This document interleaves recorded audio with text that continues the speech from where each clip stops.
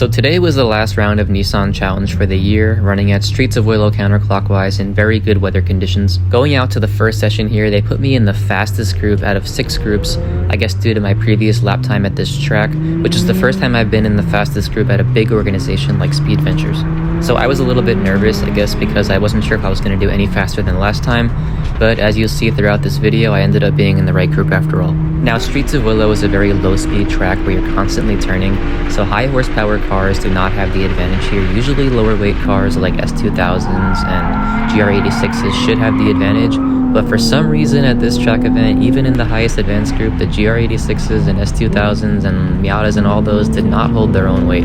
I was a little bit confused because I have at least 500 pounds on all of these cars if they were bone stock, but I don't know, they should have been holding their weight on this track.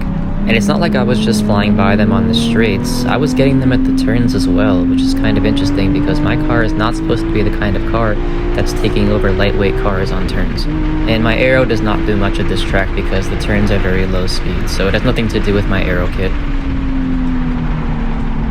This skyline was pretty fast and absolutely wild. It was shooting flames down the entire track. Starting now was my fastest lap in session 1.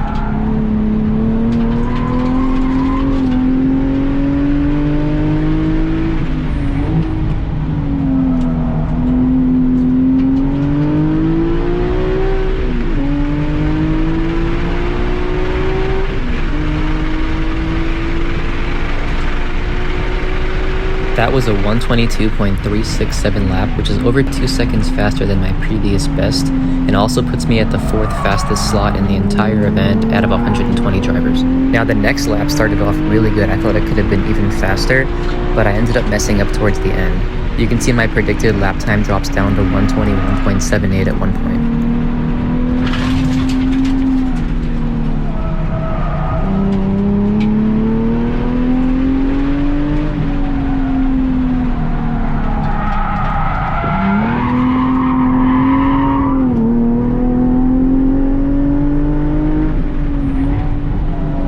You know, I just cleaned it up, but I still had a power steering reservoir volcano, so the power steering cooler did not cut it.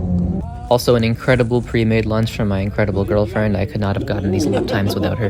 Back out in session 2, it got a little bit hotter outside, so the pace was a little bit slower. I did not get a better lap this session, but this skyline was running wild. I guess is like, I don't know much about Turbo Car, but something was going wrong and then he just spun out of control. But he drove like that in front of me for a while before going off to the pits, and I couldn't see anything with the smoke.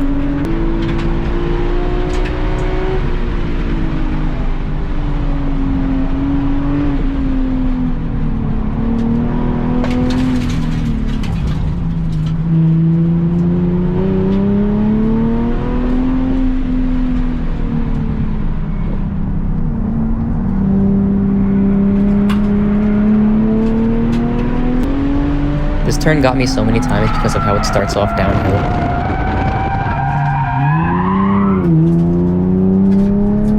After the session, I went to go check my tire temperature gradients, which I made a video on how to do this. It tells you if you have the right alignment and tire pressure, and it looked like I was doing all right. Well, the sock did not do enough because we're still leaking. There's just no helping the DQs. You can see all the fluid down there. I'll have to wipe that up. We're going behind Charles. Oh my god. And I'm just laughing because it's so hilarious. Little girl with a big mouth, small with a big house. Yeah, big watch on the wrist now. I just started out from all now just now.